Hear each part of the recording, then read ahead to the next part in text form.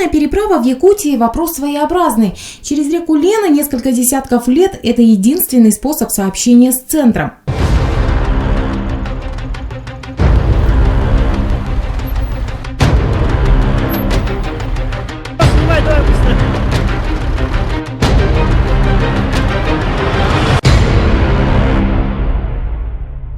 Не вдаваясь в подробности, насколько масштабна и стратегически важна водная артерия для завоза жизнеобеспечивающих грузов и так далее, сегодня мы говорим о переправе на участке Якутск-Нижний Бестях. Сейчас мы находимся на паромной переправе в местности Даркыла города Якутска.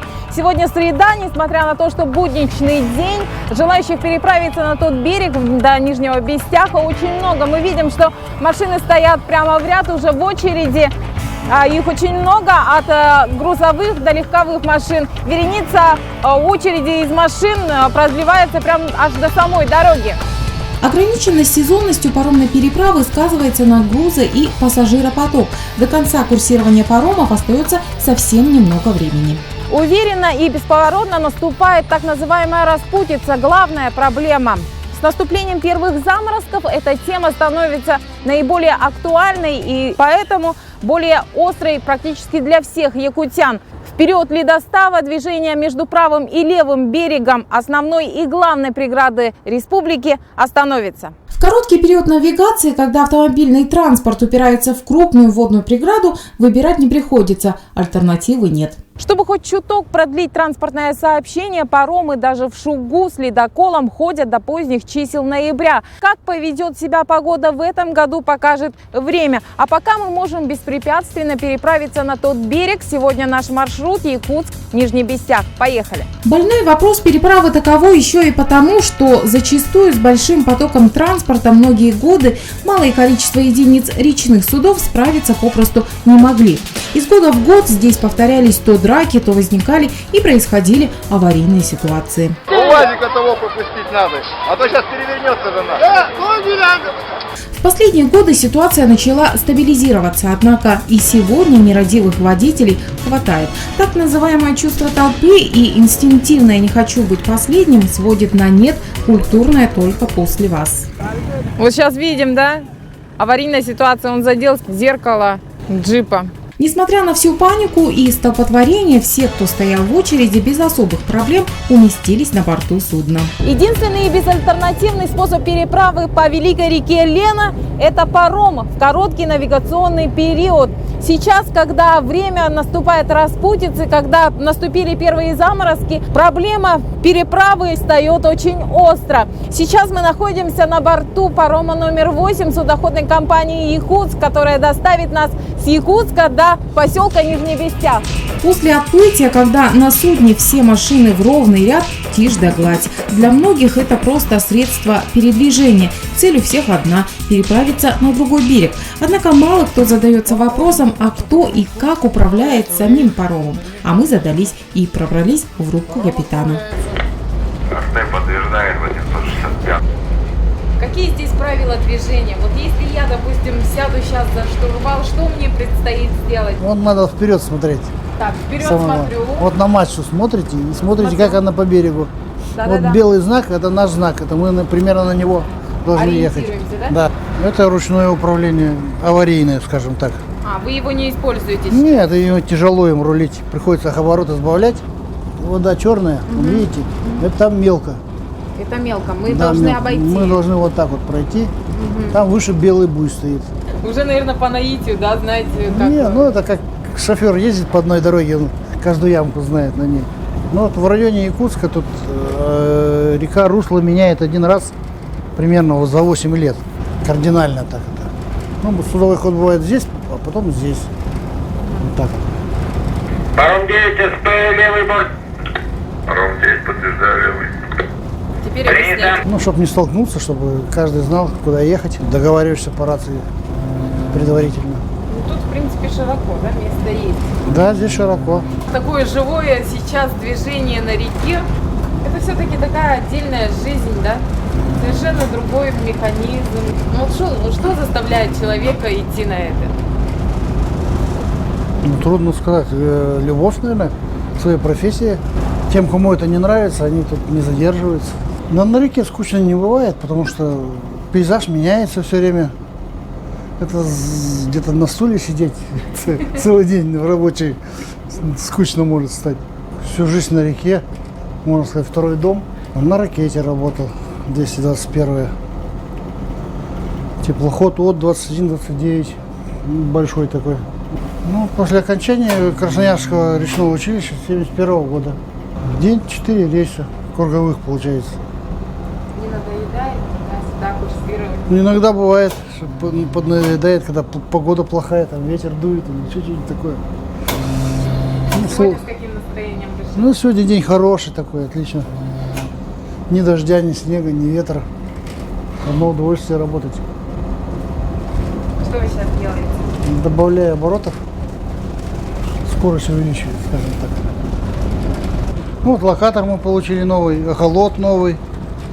GPS-ка у нас вот стоит. Вот это у нас это ГЛОНАСС. Ну, вот, типа это прибавилось, электроника. За день мы 1,5 тонны расходуем за 4 рейса. Как вас жизнь сюда довела? На Качковскую сюда вверх устроился, пока дети маленькие были. Там 3 года проработал, а потом сюда приехал. Потому что я, да, флотский. Окончал это, мне нравилось это.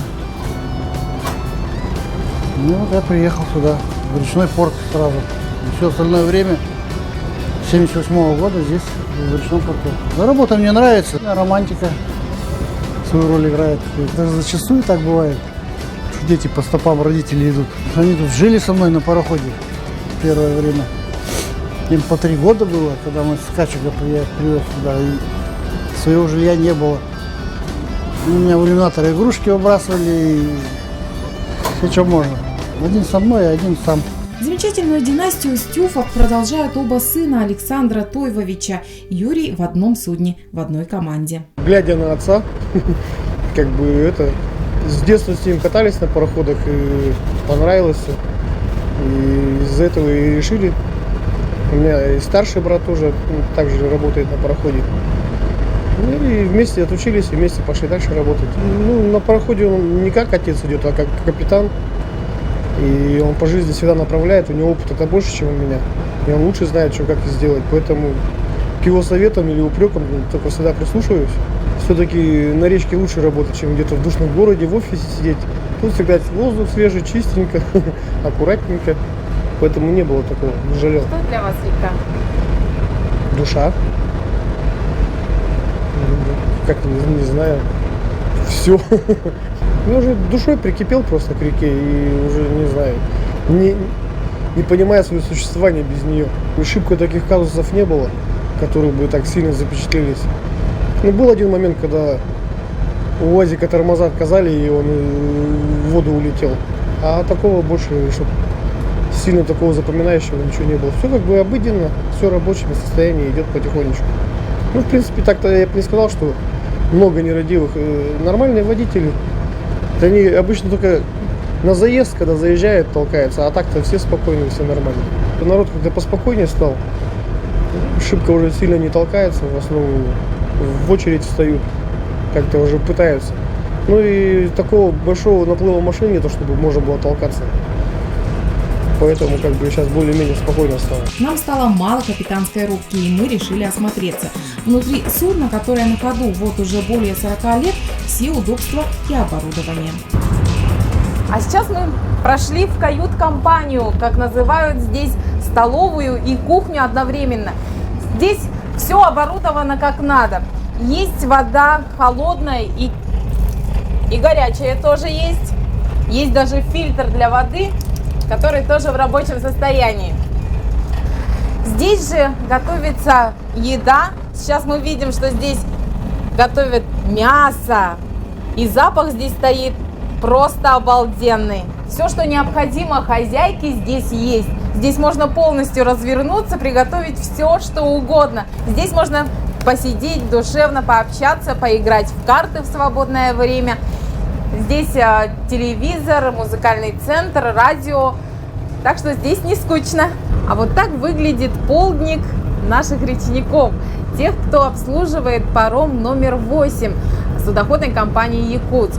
Меня угостили любезно горячим чаем с молоком. Мы сейчас попробуем пирожки и словленные в Нижнем Бестяхе караси. Время на ходу уже час, скоро причал в Бестяхе. Водители потихоньку начинают готовиться к выезду.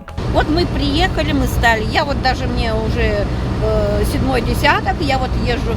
Я стала, приехала в очередь. Не только я, многие стоят сейчас уже по очереди. Но есть такие обезбашенные, потом вот такие аварии, вот это все. А сами паромы очень хорошо ходят.